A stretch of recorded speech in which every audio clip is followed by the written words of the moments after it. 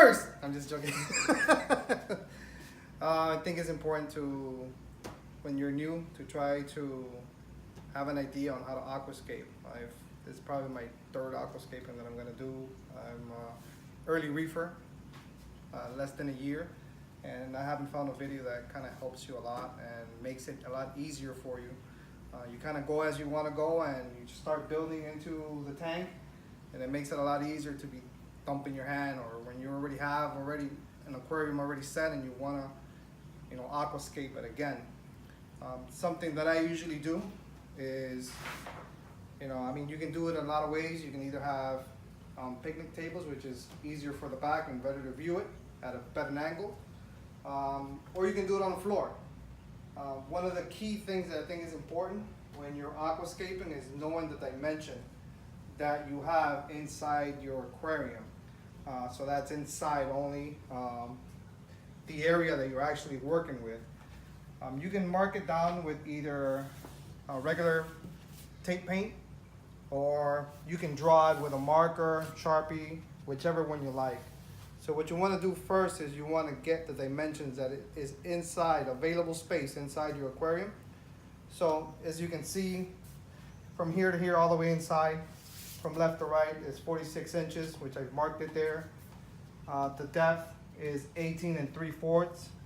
So I've kind of marked that as well, so I know the distance that I have within depth. I've marked 18 inches here, but it kind of ends here because my drain starts here. I have a Red Sea Reefer 350, which is 93 gallons, and this is the space I cannot use because my drain comes in here. And it's pretty much the same distance from here to there. So when I'm aquascaping, I'm able to know what space available I have. A lot of times we have amazing ideas and we create them and we put them down, and when we try to put them inside our tanks, it's either too close to the glass and you don't have enough space, or you got to tilt it a little bit more of an angle. And this will give you more of a general idea of what you're actually working with, and the amount of space that you have, especially if you have a scraper, for a glass scraper that you want to make sure that when you're sliding that scraper, you're not hitting your rocks or your coral that you have available. And this will give you a pretty good chance. So, you can even take it a little bit further. You can even mark the width of your scraper within, and kind of just dotted line that you can know that that's less space available. If you don't really care if you have a long scraper and you can clean your glass that way, it's all fine. It's all kind of like what you really want to do. And that's just basically it. Keep it simple, and keep the measurements pretty much. I like to keep another table over here, and this is where I'm going to place all the rock that I'm kind of working with. As you can see, I'm going to pull out a lot of rock over there because I've just kind of dismantled everything. That's not the aquascaping that was there.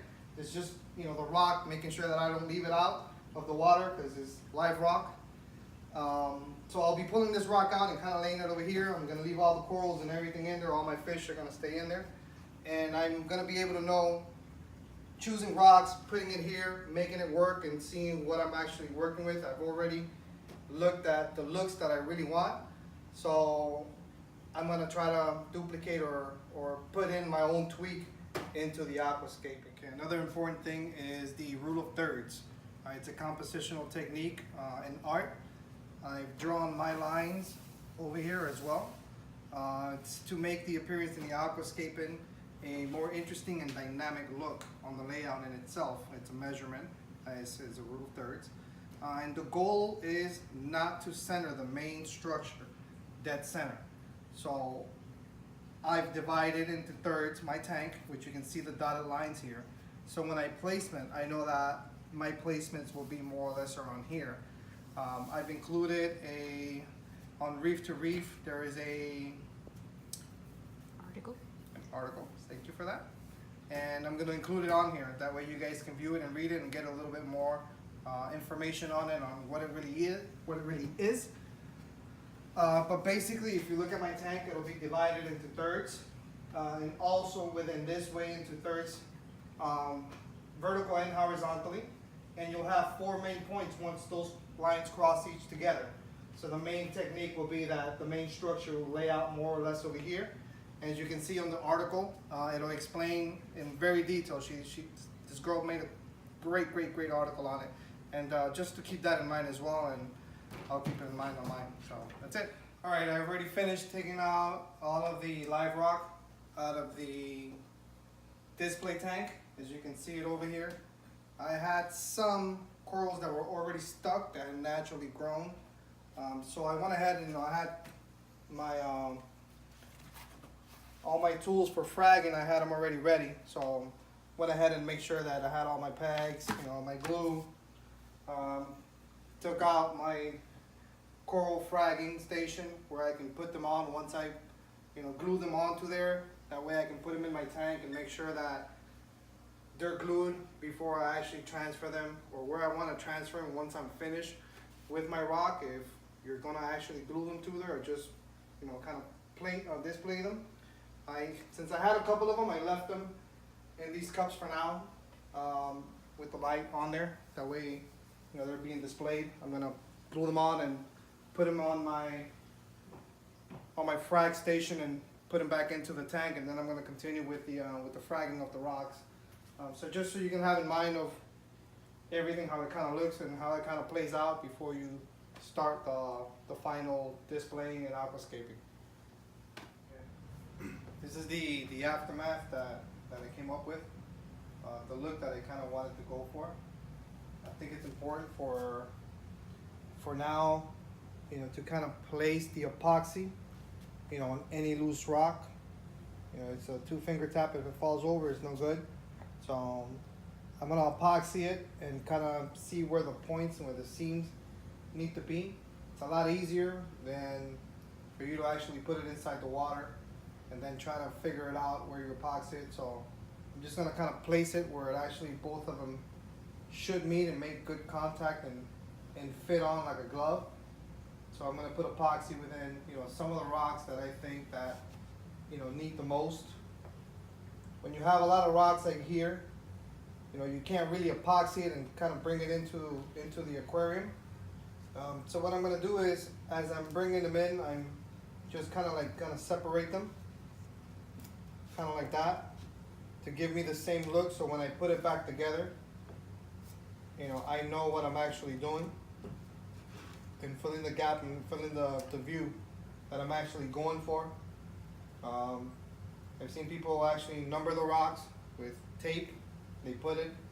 I'm just gonna kind of free flow it, and the ones that I do know that are gonna need epoxy more or less, which is gonna be the center ones, I'll just, before time, I'll place the epoxy and put it in the aquarium and kind of build it all together.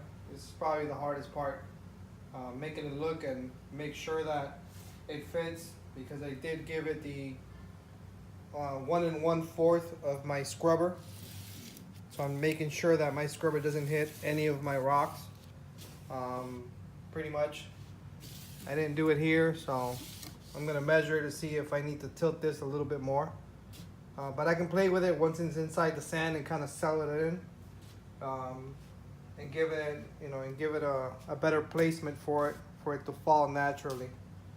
And this time around, what I'm gonna do is I'm gonna actually draw the layout with a pencil on it, so I can kind of remember the position, because it's happened to me a lot before where I placed a rock and I don't remember that maybe some of the rocks that'll give it a nice symmetry or a nice angle within, or a nice flow within one rock with another.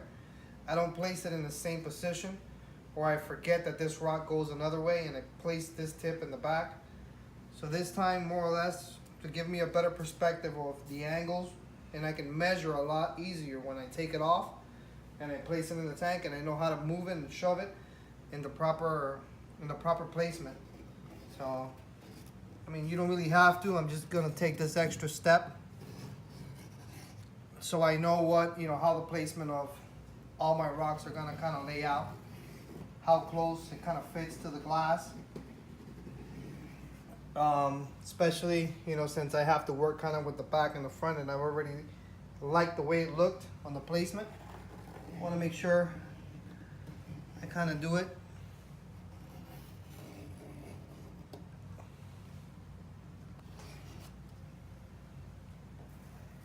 don't really have to touch the rock, just kind of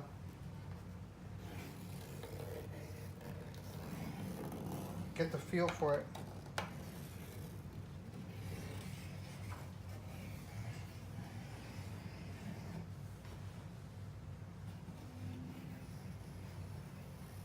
Seems like a lot of work, but what you want to do is you want to make sure you take the extra steps that you take. You want to make sure that you don't waste a lot of time, you know, trying to figure it out. And once you start digging the rock in the sand, you start getting all the sand bed up and your visibility goes to crap. So the easier you can do it, the faster you can do it, you know, the less you kind of distress the sand bed, which you don't want to do. I wanted to create this video to help people get an idea of different perspectives on how to aquascape. I wanted it to be more about the planning and not so much about the look, since that's everyone's preference. So no matter how much time you've dedicated to the hobby, anyone can really do it. I'm happy with my outcome. It was exactly what I had envisioned, and I was able to make it work with the available space I had. All the preparation and extra effort paid off, and install was executed flawlessly. The entire prepping from start to finish took just about over 4 hours, not including the research for the look I was going for. So make sure you start early in the day. Hope this video was useful in any kind of way. Just find a look that inspires you. Take the time to plan and do plenty of research for the look that you want. Draw it, look online, get ideas from review magazines, but remember that there's no right and wrong, and enjoy every moment of it. Click like if you enjoy any part of it. Send in your questions, I will be happy to answer back, and subscribe to my channel for more information and videos that can help our community on all those unanswered questions we have. Thanks for watching.